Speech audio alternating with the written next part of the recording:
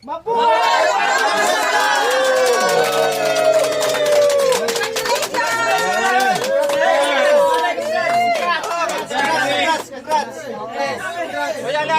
mo na ito, congrats nga. Tigil mo na, magsilabas muna kayo dyan. Sino yan? Magkapupoy siya. Ginagawa ko dito? Patrick, anong ginagawa mo rito? Sino yan? Nag-schedule ka ng kasal sa anak ko! Ha? June 30 ang kasal nyo! Ano ito? Anong kalokohan ito? Ano yun ate? Magsabi ka, anong kalokohan ito? Anong manggugulo? Hindi tama yung ginagawa mo na yan!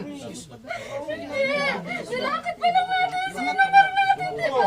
Nilakad nyo yung sinumar nyo! Ha? Sinabi na may ano ka pala, may nakuntisan ka. Ano may nabuntisan? Ha? Naka-schedule ang kasal nito, bakit inuna mo ito? Anong